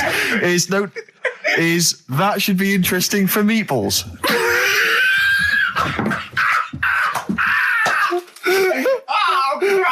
Ricky's just collapsed on the floor. Let's just play a song, Carl. I don't think even you can top that. Cooper Temple Claws. Who needs enemies? Good question, lads. Nobody. This is XFM 104.9. I'm Ricky Gervais. Oh, they should print a little book of those. They're great. Oh, how you can relate any song or artist to anything else. Easy, Joyful. easy. Well, yeah. So me and Carl went out for a beer, and it was great, wasn't it? Yeah, We enjoyed myself. started Yeah, off, it's good. and you met my mate Robin, didn't you? Yeah. And some of the stories. Do you want to tell Steve some things about Robin that you've Robin, done? do you know him well? Yes. Well, do you know about his worm problem as a kid? Go on. Right. What I can remember is he had worms as a kid. Not sure how you get him. He never answered me. He was getting a bit touchy about it. Right. This is like the second time I met him. I think he was a bit annoyed that Ricky told me about his problem. What Yes. now? Now, straight away, you not being there, instinctively, what do you think went on with this story about worms? My suspicion Yeah. is rather like when you told a group of people that Robin had once suckled milk from a cow's udder. Yeah. It's all right. Yeah, did he mention that as well? Yeah. Yeah. My suspicion is that, like the cow story, the worm story is not true. But And why would he get so sort of uppity about it? Well, Because it's not true. Imagine if that wasn't the first time he'd done it. Imagine if he did that every single time he was with somebody for the first time and Robin was just met them. He will tell that story to anyone. But they do say there's no smoke without fire. Oh, Robin! I also told him that the way Robin cured these worms Yep. was because the doctor told his mother, right, to hold a piece of ham or cheese near Robin's anus so the worms would come out for the food, and he believed it. I Tell you why, though. I said to Robin used to sit on spam to try and get the worms out, and he believed it. But Steve, right, do you remember that story about 3 or 4 years ago where there was some bloke in the army? He went away to somewhere, Vietnam or whatever. He was messing about in the woods. Shouldn't he have been fighting? Whatever, Yeah. right? And he walked through some lake, and I think he cut his toe or something on something, and some worm of some sort crawled in the gash. Yeah. And it was in his body, and the doctor said, we've got to get this out of your body. So what they did was, they said, right, the thinnest part or something of your body that things can crawl through is on the top of your head. So they wrapped Where the some skull is. So they wrapped some bacon. No, they didn't! They did. That's Oh, that right. thing. So Everyone, he's gone in by the toe. So what we do is, I'll tell you what, that worm's probably heading straight for the head. We'll put a bit of bacon on it. The thinnest part of the body is the skull. Of course it's not the thinnest part of the body. It's where your brain case is, isn't it? It's the skull. there was a reason for it. And it was like they stuck some bacon on his head. And As ever, the vital piece of information, i.e. the reason, Carl seems to have forgotten. because the worm was in his body, and they said everyone likes the smell of bacon. Including worms. Even a Vietnamese lake worm. They Oh, they love Remember bacon. Remember last week when I said about the little fella with the bone with no brain, and you were proved wrong? No. Please. No. We were saying it wasn't a little fella. We were saying it was a stillborn child. It wasn't a little You're fella. changing it now. You weren't having any of it last Right, week. hang on a minute. I'm getting confused. There was a Vietnamese snake that went inside of a soldier. where? A little like maggot or some sort that you have to get out of your body because it causes problems. Yes, and so in order to get it out of the He runs body, amok. they strapped bacon to his head. That is great. This doctor. And did that work? I think so. They had a picture of him smiling. Oh, God, what, the worm or the bloke? The bloke. Oh, dear. Honestly, I hope someone knows the story. And Right. it was about 3 years ago, I reckon. Okay. And yeah, it did work. GI bacon. So this is why when And so what, the worm burrowed out of his head to get the bacon? get to the bacon. Right. That's great. So this is why when Robin was telling his story, I was a little bit disappointed if it wasn't true. Right. Because in a way, You know Robin's never been to Vietnam. No, but what do you really think that Robin, well, as Robin said at the time, Carl, why would I sit on ham then tell Ricky Gervais? It's a very good point. because if you was a kid, you do daft things like that as a kid. Right. He know is what I the mean? telling Ricky Gervais, though. Yeah. And then, Yeah. oh, bless him. Okay. And then anyway, Robin left, and I tried to chase him, but he got away. He knows that and then we had a few pints, and then Carl embarked on some of the greatest stories ever told. Can you tell the story about your dad? Let me run it by. I haven't spoke to him all week, so let me run it by him. Okay, play records. Because What we got? we've got one of Steve's. Yeah, well, tunes. bizarrely enough, this comes from the Teachers 2 soundtrack, the soundtrack to the current TV series. There's a slight whiff of nepotism in the air. Yeah. Rick, would you like to explain why? Well, that's why you're doing it. No, my girlfriend worked on it, but Yeah. you were going to play this anyway, weren't you? Well, I was actually. Bizarrely enough, I was going to play some I Am Clute, and this is from, as I say, the Teachers soundtrack. And this is called To You. It's a good track. That's I Am Clute, a track called To You from the Teachers soundtrack. That's also got, I know it's the Electric Soft Parade, the Hives, Star Sailor, Feeder, Turin Breaks, Mercury Rev on there. It's a good little collection. Lovely. Carl, has just had confirmation. He's looking smug because someone phoned up and went, it is true, it's a Laogai chi worm and you wrap bacon around your head. That's all the bloke knew as well. Yeah. And his name was Gary. Yeah. So I'm not having it. No. And he said, see, that's why the Robin thing isn't so weird. He said, but when you said he tried it with cheese, he said I was having none of it. He's got standards. Strokes, hard to explain. Like Carl, really. Yes. Yes. So, Carl, concentrate. Yeah, go on.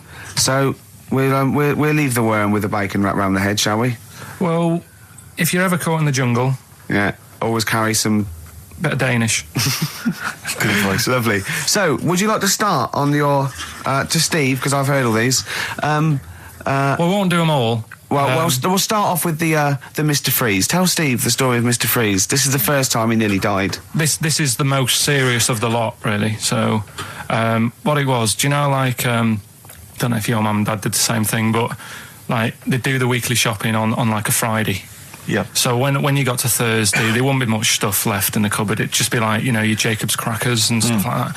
So when they'd been to the supermarket and they came back, I was like, you know, what's that saying? Like a pig in...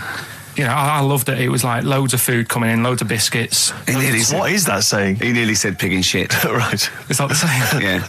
Right. So yeah, all this food comes in. Thank God he didn't. Otherwise he'd have been in trouble. That's true enough. Because he's culpable for our actions because Exactly. he's the producer. So technically, that twat's in charge. Go on. Right. So anyway, so there's loads of food, and I'm like, oh yeah, look at this, and chocolate biscuits, and you know, penguins and stuff. Bacon. And bacon. Just in case, you never know. So anyway, my mum and dad's putting the food away. Me and our kid are like, he's already grabbed something, gone back upstairs. It's like feral children. It's like a quest for fire. And then they ran upstairs. What did he just sit under the bed, gnawing at some sort of pig's trotter? So I saw, do you remember Mr. Freeze Pops? I do, yeah. So they're kind of like popsicles, icicles. Yeah, but really long, like a foot long, right? Yeah. So I thought, I'll have one of them. So I grabbed it. Went for the nutritious stuff first. Absolutely. And like my mum and dad are putting this stuff away and what have you. And I rip it open and knock it back, right? Straight away, just right back like Swallow that. it straight away, yeah. But it went down the wrong way, right? So I was down like, your shirt?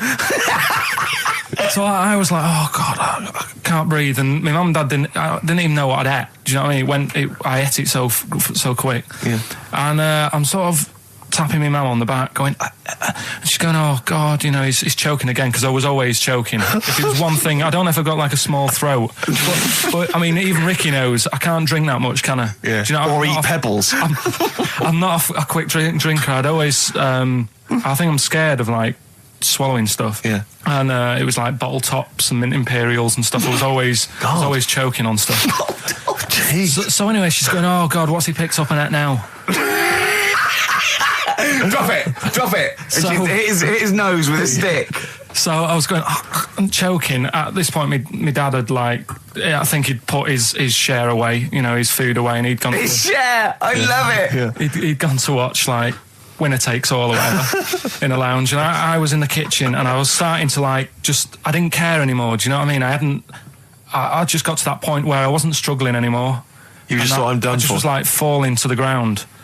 And my mum's going, you know, get in here, I think it's serious. And my dad comes in and sort of starts shouting at me, saying that's what you get for being greedy. He didn't even know what I'd eaten. Well, it was the moment to teach you a lesson, certainly. So he's there like that, and my mum's going, oh, look at him. And my lips were going purple, and my eyes were rolling into the back of my head. You look like Marilyn Manson. And so anyway, she grabbed me from behind and did that fireman thing. The Heimlich manoeuvre. Yeah. And, you know, winded me. And it came up, and I was all right. What, the whole popsicle came flying back out? You see, that's what I don't understand, because there was nothing there. No, just a little bit. No, it swells up, doesn't it? Because it irritated it. So it went down this sort of like your epiglottis. It went down the wrong way, like it went into your air canal instead of your throat, and it sort of spasms, and that's the fear. You just got to calm it down and relax. So in time, I would have been all right. Yeah, anyway. you don't. Well, no, yeah. you might have. So that's so that's hang on. one. So, but No. But the weird thing is, like for 3 days after that, I felt like a sort of special person. I went to school. I'm saying nothing. I did full days. a special needs person. I went to school the next 3 days after that. I didn't like wag it or anything. I did full days. I love that. 3 days, turn over Yeah, exactly. After 3 days, you thought, screw it. Yeah, did a quick history exam. Right, next one. weird. That's popsicle. That's popsicle hell, we'll call that. Right, next one. Which one's the next one? Oh, what about your paper round? Right, the paper round one. Paper round, I'd still say it's the best job I've ever had. And he means it. No, I really enjoyed it. It's like, you know, you don't have to work with anyone else, right? So you make your own rules. Just think of that. You know, you sort of You're spreading information to people, vital information. You're giving a service, and no one else is around. You know, you can just do what you want and think about stuff whilst you're cycling around on your bike. It's really good. Yeah. So anyway, Imagine the stuff he's thinking about when he's riding around his bike. So getting in the head of a salamander. So anyway, I loved it, and even though I only got like 50p a day, right, no matter what the weather was like and stuff, I used to get up at 4:30 and go and do the round. And why did you get up at 4:30? Because I wanted to watch the Pink Panther at 5:30, so I wanted to get me paper round done. I said, why didn't you watch the Pink Panther? And then deliver. He went, I can't sit there thinking I've got my paper round to do. He'll ruin it for him. Yeah. So is it a good job or not? So 4:30 I was up and about, and this morning it was like winter, really bad winter, bad snow, you know, freezing cold, really windy and all that. And my mum said to me before I went to bed, she said, don't be getting up tomorrow, I'll give you the 50p. I said, it's not about the 50p. So, you know, people want the papers and stuff. So, conscientious.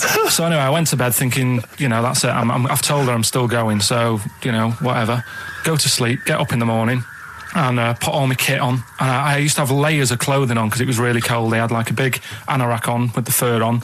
I had like waterproof pants, and I got my paper round bag. And I went downstairs to get out and tried to open the door, and it was locked. So she'd locked it so I couldn't go out. So I'm searching around the house looking for the keys. She must have hid them somewhere. I thought, oh God, you know, I've got the papers to do. So I thought, how can I get out? So I went upstairs, climbed out of the bathroom window. God. Right, and to try and jump out of the bathroom window onto the porch. But the problem was, I had so much gear on, I was like the Michelin Man. So I could hardly move as it is. Yeah. And I try to get out the window, and I'm like, try to stretch down like that, get my foot on the porch, and my bag got caught on like the hook of, do you know, like how you have a hook so you can put the window open? Right, yeah. The little arm goes on. My bag had got caught on that. I was holding on to the wall and my foot on the thing, so I couldn't sort of pull it away in case I pulled it away and then fell on my head. Yeah. So I'm stuck there. Dangling. My dad comes back from working nights. Yeah. He thinks I'm a burglar. Gets out his gun. So he's shouting and stuff, going mad and going, Dad, it's me. And he had to give us a hand using a... He's heard that wily trick in Manchester before. He had to help me using a washing prop thing, a big stick. What did he do? Well, he said, just hold on for your dear life, and I'll sort of push the paper bag off the hook. Why didn't he go upstairs and sort it out? It was at that point where I was in the middle. There was nothing you could do. Do you know what I mean? It's at that point where you've just got to make a decision. Yeah. And by the time you go upstairs, who knows what might have happened? Sure. Do you know what I mean? You've got to act there and then, not messing around. Yeah. So and you could hear downstairs, now here he is, the Pink Panther. Yeah. Dad! Hurry up! Panther, ever so pink. Oh. So that was close to death, because I must have been about 30 foot in the air. So to cut a long story short, he gave me about 4 or 5 near-death experiences, and he went, and the whole point of this, he went, so that's why I think I'm going to die of something horrible, like cancer. And I went, why? He went, right, you ready for this? Yeah. He said, well, I don't check my balls. Wait. He said, I don't like the feel. Carl, always check your balls. Do you check yours? Like the feel. Why don't you like the feel of your own balls? They just... I mean, you know that I don't like bodies anyway. Right. Do you know what I mean? It worries me a bit that you've got all that going on in your body, right, and your skin's keeping it all in place. Right. Stop. We're going down a whole other avenue of discussion. Let's play a track, let's come back to it. And now it's Carl's bit. It's the re-education of Carl. He's like Liza Doolittle. And now he's coming to... Or Lawnmower Man, if you've seen that film. More like Lawnmower Man, if you've seen the film. You know what I mean. And his homework was to just study quotes, really, on happiness and stuff and general well-being. He's not a big happiness quote fan, are you, Carl? Not really. So what have you done? You've come up with something, haven't you? Right, yeah, I told you, right? Because a lot of these are just things you say every day. They're nothing special. So what I'm doing... Well, you say them every day. Well, the sort of things you come out with and you don't even think about it, do you know what I mean? Yeah. They're on the TV all the time. People on the radio are saying these sort of little quotes. Sure. And what I've done is, remember that programme on Channel 4, Faking It? Yeah. Where they got some, like, posh kid to be on a door and all that. What I've done, I've... Imagine if that was the pitch for the show. Dear Channel 4, you're just going to get a posh kid on a door or something? Yeah, Yours come sincerely, in, Carl. come in. Yeah. TV producer. Yeah, go on. So what I've done, this little book of quotes, happiness quotes. I've picked 2 that are real, Okay. and I've made one up, right? And we've got a guess. And you've got to guess. Okay, which then, one it is. go on. Well, I'll tell you what, Rick, why don't we, when we've heard them, we won't confer. No. You'll write down yours, Yeah. A, B or C, and I'll write down mine and we'll Sure. see how it Okay, works. Carl, off you go. Right, and just because I'm looking at this book, it doesn't mean I'm actually reading. No, I know. Don't worry, I know. we're clever. No, we know, we can't see yet. Like, Yeah. call my bluff. Yeah, go on Okay. then. Nothing is worth more than this day. Okay. Yeah, Yeah? All right. yeah. The way I see it,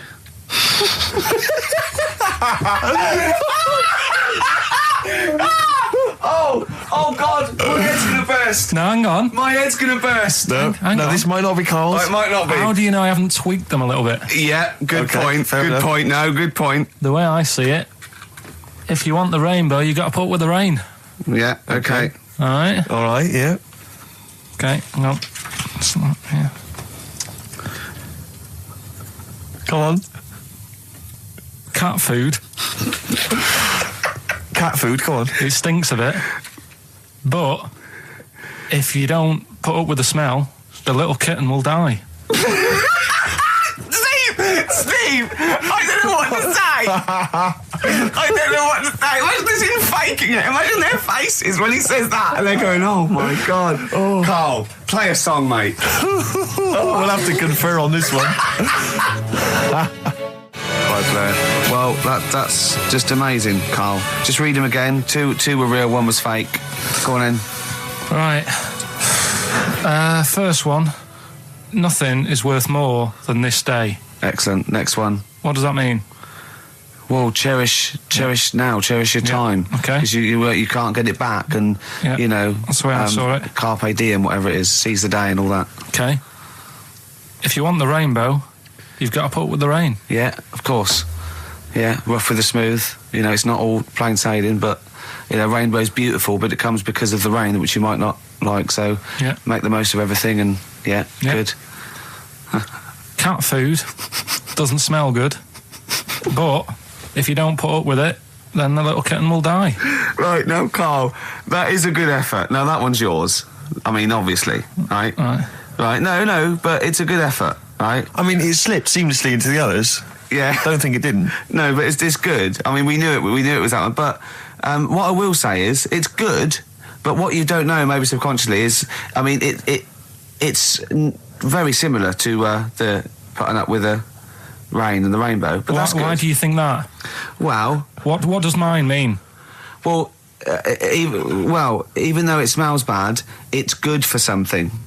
Right, So- see, so- I didn't look at it like that. What do you look at? I kind of thought... Was yours more specifically about cat food, generally? Because, you know, normally it's an analogy. Yeah, or a metaphor for something, you know, much bigger. well, no, the way I mean, looked at it- Dolly Parton, who I think did the rainbow rain thing, she wasn't specifically concerned about weather conditions. No. It was a sort of general idea. It's all about life. Yeah. Well, Existence. that's what I've done. Go on, I've what- used an everyday thing Yeah. and put it with today's problems, right? Go on. So, like, my girlfriend, yeah, she might like to go shopping for clothes. I hate it, Right. but because I love her, I put up with it. Ah, that's nice. Yeah? Yeah. So, you love that little kitten. You can't stand the smell of the stuff you got to feed it, but because you love it, you go, well, you know, I'll put up with this just for a few minutes, and then I can, like, squeeze its head later and give it a little... Sorry. Squeeze its little head. Yeah. Yeah, well, that's just the thing that I do with cats. Put it in a bag and drown it in a lake. I can feed it and then I can throw it against the wall. Exactly. So you didn't see it like that, did you? No, that's very good. So it's about love, is it? It's about putting up with the bad things for something you love. Yeah. Well, that's nice. But Carl, you seem now to be convinced and rather smug that you've tricked us and that you've fooled us and that we didn't understand it. Well, I say that's your fault, not ours. No, it's not, though. I mean, look, that man in Forrest Gump, he was a bit of a nutter. And he came up with the life as a box of chocolates thing. Yeah. Now, if that was in this book, you say, oh, yeah, brilliant, good bit of work. But if he was sat here doing the show with you, you'd be taking the mickey out of him. Sometimes I feel he is. No, but Carl, I could. In fact, if people are out there, we're too lazy. Could you write down everything Carl's ever said? Because I think we could publish that. Yeah. He said one today. He saw my salamander. It's not a euphemism. He saw my salamander, and it's just sitting there in the tank. Your exotic pet. Yeah, and he's worried about there not being a lid on. And he said, I went, what are you worried about? He said, wow. He said it sits there for 24 hours a day, obviously planning to get out. Well, he's got nothing else on its mind, and the daft thing is, he has actually got the lid ripped up a little bit. And he'll be looking up there, and it's going to get out. But what's the worst that could happen? What's it thinking? What do you think it's thinking, this salamander? It's got its eye on the DVD player. I can have Ian be down the market. Class. Rock the Casbah. I love the fact you had at least 3 minutes to get that right. I know. Prepare and get that right. I know, but my mouth was full of Maryland cookies. Yeah. Last week, this would blow your mind. He came in, do you know what he'd bought? For himself, about 10 penguins. Who buys penguins still? I know. Or wagon wheels. Oh, I've never liked wagon wheels. Have you not been a fan? No, but I'm sorry about that. It's The Clash and Rock the Casbah. Talking about records, have I told you that time my brother-in-law, he was moving out of his place, and I think moving in with my sister, and I was about 13, and so he was about 30, and I moved in, and he brought round all his records when he was storage to leave them at our house, right? And he had all these old sort of records, 50s and 60s records, and they put them upstairs, and I was looking through them, and it's just all like Elvis stuff and Beatles stuff, and there was a mate of mine who loved Elvis, okay, and he had loads of chemicals. Yeah, he had loads of chemicals, and I was into chemistry, and he said, let's swap me some chemicals for them. So I sort of nicked about 5 Elvis singles, and I got all these chemicals, and then the guilt just hit me. I just thought, well, he's going to notice that. And one night, I just came downstairs and I confessed to my mum. And she went, all right, well, I won't tell him, but you've got to be good. And it's sort of like I was just really, really good for a year. And then I remember when I was about 18, my brother was talking about it. And he said, did you ever play those records I left for you? Brilliant. He told my mum, he said, these are for Ricky. She just didn't tell me. She was sharp, wasn't she? She used opportunism there. Oh, that's genius. And that was it. That's why I was good. But you've never stolen anything since, have you? No, I don't. Except that spate of shoplifting after that to teach your mum a lesson. yeah. Well, I went round and arson. No, I did. I just couldn't believe it. It was terrible. I remember, I think all kids go through a phase of shoplifting. Well, and when I was going through it, I used to just little things, just like magic markers and magazines, Mars bars, that sort of thing. Yeah. And one day, right, my mate Anthony, his mum called up my mum and said, I've got to meet up with you. I've got to have a word with you. And she said, what about? She said, I don't want to talk about it over the phone. So she goes, oh, right, well, yeah, come round tonight then. So anyway, my mum sees me, she don't want to be in an awkward position and, like, be a bit embarrassed and what have you. So she sees me and she goes, right, Anthony's mum's coming round. What have you been doing? Yeah. So I go, oh, God. I said, I've been nicking stuff. So she goes, like, what? So, not big stuff. I've had a few calculators and Mars bars and stuff. How many? I'll just work it out. Hold on.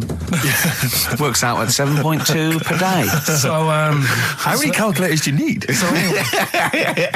So it was when that phase. You failed maths, didn't you? Everyone wanted a calculator. It was like a trendy thing, wasn't it? Right. Oh, yeah. In Manchester a couple of years ago, yeah. So anyway, I told her all this and I confessed to, like... Computers will make it there one day. I confessed to... There's magic in the back of battery. Go on. Confessed to nicking all this stuff. She comes round. She only wanted to borrow some money. Brilliant.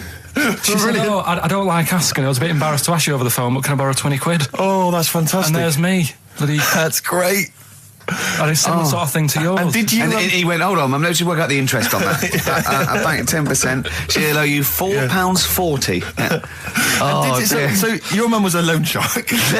yeah. And did she mention She went, that you've been nicking stuff with that other? Because what I'm saying is, presumably you got your mate in trouble. No. Right, you didn't. That's great. Anyway, should we have some more music? Because we've been waiting for What are you going to play, Carl? We've got the Cooper Temple Clause. Oh, brilliant. His homework was to come up with those stupid lateral thinking problems. We maybe should give an example of the. Romeo and Juliet. Right, Romeo's asleep on the bed, Juliet's on the floor, covered in water and broken glass. What happened? And you ask all these stupid questions, and it's Romeo's a cat and Juliet's a goldfish. Again, awful. What am I thinking? Yeah. Yeah, come on then, Carl. Right. Yeah. There's a bloke lying on the floor, right? He's cut his head, blood's coming out of his head, and all his mates come running up, and they're all stood round him. Yeah. And they don't take their hats off as a mark of respect. That is outrageous. Why didn't they take their hats off? I'm laughing, but it's probably as good as the real absolutely. ones. A bloke's fallen with his... Yeah. He's lying on the floor. Yeah. He's dead. Yeah. His mates come running up. Was it important that his head was cut? I don't know. I mean, Would it have been okay if he'd have been wearing a hat? He wouldn't have been dead if he was wearing a hat. What's your answer? No, you're meant to answer questions. You don't just go, what's your answer? You say, where's the turn? So you go, no, and I have to guess. It's obviously like sort of motorcycle stunt team or a parachute. Why didn't they take their hats off? Because they're probably still on the motorbikes or something, or... Well, yeah, but if you mark a respect to someone, you could take your helmet off. I'm getting angry. What? They're parachutists. Why couldn't they take their helmets off? Because they're coming down from the sky. But he's on the floor dead. Well, they can look down and see him on the floor. Are they on the floor, Carl? They're on the floor as well. They're walking, are they? Yeah, well, they sort of stood there looking at him. They're stood there. Yeah. They're stood on the floor looking They're at him. soldiers. Why? But why? Because it might be in a battle zone. They might have their helmets on, and he's been shot in the head. No. Well, that does work. You see, this is my point. That one works. That one works. Unless you've given us a piece of information where that doesn't work. What's the difference? Why is yours different to he's been shot in the head in the trenches and they're looking at him and they keep their helmets on? I just don't think it matters as much. If they're in the trench, they're already guarded a little bit. So they could take their hats off. It's the best mate, for God's sake. Okay, he's dwelling on this. Are they normal hats? What kind of hats are they? The answer. No, don't get ratty. What kind of hats are they? Baseball hats? If I told you what sort of hats they are, you'd have the answer. Wow. Okay, I've got to guess what sort of a hat it is then, have I? Right. Is it a trilby? No. Is it a bowler? I know what it is. What? They're spacemen. No. Oh, that's a good That one. one works as well. This is my point. I like that one a lot. It works. He's fallen on the moon, and not that the moon happened. It was set up, wasn't it, in the studio? We know that. Yeah. Okay, Carl. What's your answer?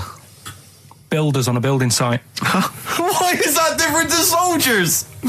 Because bricks don't fall in wars. But bullets fly. Right. Let's play a record and we'll come back to it, Carl, while you think about what you've done. Oh, yeah. You've embarrassed Let's play yourself. some classic Suede. Yeah, and this is for David and Kieran, I think, who wanted a bit of Butler. This is a bit easier, but I still think it's a good one. So this is, we should explain what this is if you just tuned in. It's one of those stupid lateral thinking problems. That Carl himself has created. Yeah, that was his homework. Right, this one. It's a fella. He has a normal day doing stuff. Nothing wrong with him. Right? And it's the twist in the tale. It's just like Tales of the Unexpected. Yeah. Just a normal day, nothing wrong with him. Hold on, though, he's got the legs of a fish. Go on. So, that's what he's been hiding his legs. So Go on. He does his the legs of a fish. Sorry, Carl, carry on. He has his working day and that, and then he gets a bit tired. Goes to bed. He puts the light on, leaves it on, goes to bed. Oh, that's crazy. That's mental. I can't think what's happened. Anyway, here's Radiohead. Right, okay. What? The question is, why does he put the light on when he's going to bed? He's had a normal day. He's come home from work. Is that right? He's come home from work, or he's not been working? Yeah, he's just been out? No, he's been working and stuff, I think. You think? You've made it up, Carl. You can decide. The question is, why has he put the light on when he's asleep? There's a reason that he's put the light on when he's asleep. Has he gone to sleep? No, Carl, don't shrug. You're meant to answer these questions. He put the light on before he went to bed. Yeah, and the question you're asking me is why? What's the scenario? And the light's on and Yeah. that, but he's gone to sleep. Yeah. He started reading and then he fell asleep. No. Did he intentionally, for some reason, put the light on? Every night. It's mad. Sounds mad. That's Carl, doesn't it? Every night he does it. Yeah. He puts the light on. So, when he goes to light sleep. on it, goes to bed. Carl, is the point of this, he puts the light on for a very good reason. Not for us, but for some people. He's blind and it's always been on and he thinks he's turning it off, but it was on in the day and he thinks he's turning it off, but he's turning it on because he's blind. That'd be stupid. That works. No, that works great, Rick. Yeah. Thank you, Carl. So you've got to come up with... Hang on. If What? you're blind, why would you put a light on? No, he thinks it's off. Yeah. But why would he turn it on anyway? Just think so he doesn't get burgled, so people know he's in because he can't see him. So he just he puts the light on when he's there, then he turns the light off when he goes to bed, so people think it's fine. But he's got it out of kilter, and actually he's walking around in the dark all day. I don't believe that if you're blind, you turn your light on. I don't think you'd be living on your own, would you? I'm not having that for a Do second. blind people live on their own? For a second. Well, some people do. Lonely blind people live on their own. No, if you got bad eyes. Any even women? Are there any blind women who are living on their own, Rick? No, I mean, if you know of some blind women. 08700 800 1234. We've gone through this. If you are a blind woman with no standards and you don't care annoying voices and smell, yeah, then get in touch with you. yeah, I mean, know- you've got to be within the ages of, say, 25 to 65. You know, Right. well, call it 75. You fussy all of a sudden. I know. Yeah, go on. If you were blind, would you live in London? Because someone said yesterday there was one struggling outside in Leicester Square, and I don't understand. If you were, I mean, you know, That might have been a tourist. but why come to London if you're blind? It's the worst place in the world to come if you're blind. To hear the sights. To hear the sights. It's a bit mad, isn't it? They do the same job. They have tourist needs like anyone else. Yeah. No, but it sort of stinks, and you'd go away going, "Oh, it's not that good." I just thought I thought it was a bit weird. Well, never mind your concern for the partially sighted or sight impaired people coming to London. Get on with this. Yeah. So there he is. Yeah. It's like, oh, a bit tired. Yeah. Just put the light on. Get to bed. Yeah. So he turns the light on and he goes to bed. Yeah. Oh. Should we play a track? He's not sleeping on the job. He's a lighthouse keeper. Well done. Is he a lighthouse That's not keeper? it, Carl. He's a lighthouse keeper. Right. Why wasn't the light on all the time? It's light in the day. You idiot. Play a record. What? Play a record. You're a buffoon. No, actually, the light isn't on in the day, is it? No, Rick? it's not. I think you're the buffoon. Oh, yeah. Carl has won! You don't talk to anyone, do you, in the week? You just hide in your little sound booth thing and you really don't talk to anyone, do you? Much? Not really. No. I mean, you might call up. Yeah. But no, I keep myself to myself. Yeah. Then you don't get bogged down in the office politics and stuff. Yeah. Is there a lot of office politics here? I don't know. I don't get involved in it. Oh, yeah. Proved your point. So when we're away and we're like out of action, who, other than Suzanne, who will you talk to of the day? How will you get a sort of feedback from the world? How will you get sort of like input and... I always, if ever I've got like a question on anything, the internet's sat there and I can just go online and find out. The internet is good, It's brilliant. but it's not all verified. It's not all necessarily factually accurate. Anyone can put things onto the internet. It's it's freaks and things that put on Well, things one, right? like... Here's one that I read in the week, right? Go on. About this woman. Yeah. She was a bit of a punk, and to get her hair done like she wanted it. Super glue. Right now, she got lard. Apparently, it's a popular thing. You might know. Put lard on your head. Yeah. And you put it in the oven. Now, apparently, the heat that you get from the oven is different from the sort of heat you get from an hairdryer, right? And she had to do that to get the style that she wanted. But anyway, she comes into money or whatever, treats herself to a microwave, right? It's not true. Opens the door, jams the things, like the little catch, so the microwave works. She jams it with a screwdriver or a knife or something. Yeah. Puts the microwave on, sticks her head in, boils her brain. Don't be ridiculous. Right?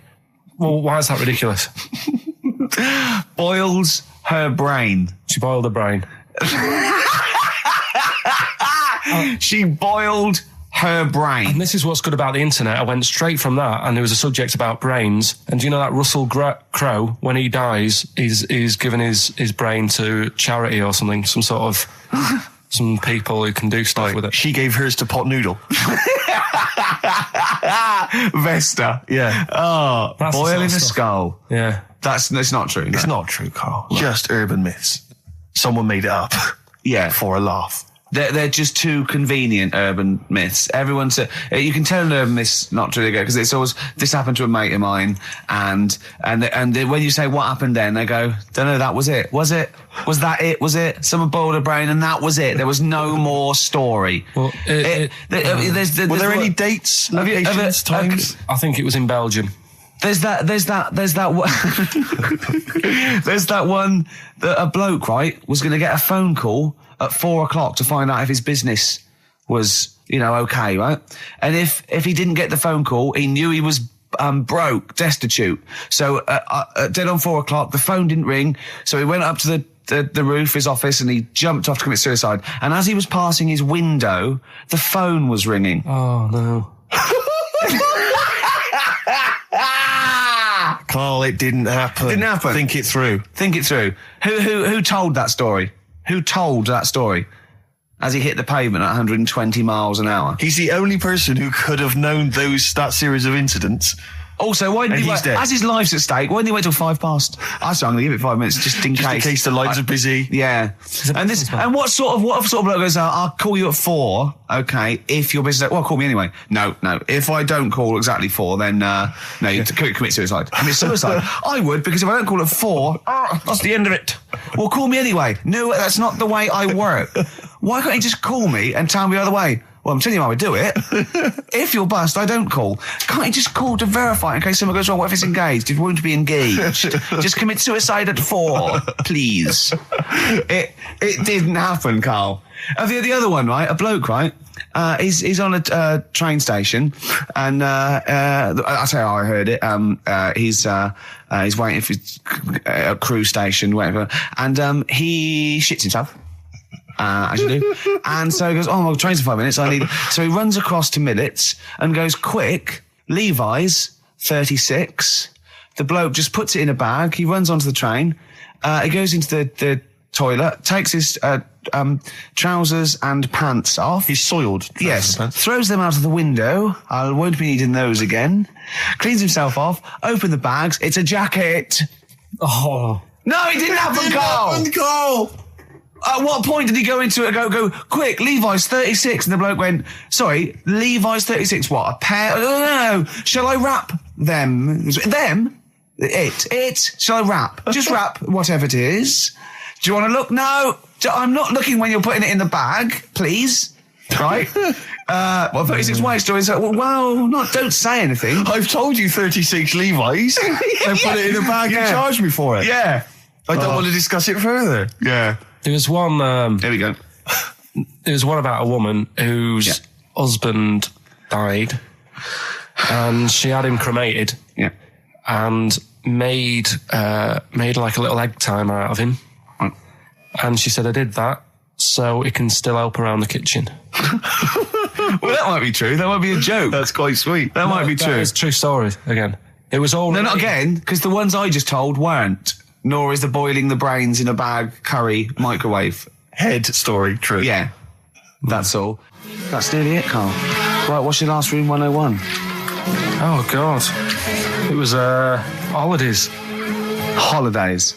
You want to put holidays in room 101? People who are sort of annoying on holiday. Oh, yeah. Do you know when you go away? Oh, yeah. It's sort of touched on this before. Is this going to be the Scouse guy? Yeah. Go on. Oh, it's so long now. I mean, it was a holiday when we went to Tunisia. And the Scouser pissed you off. Surprise, surprise.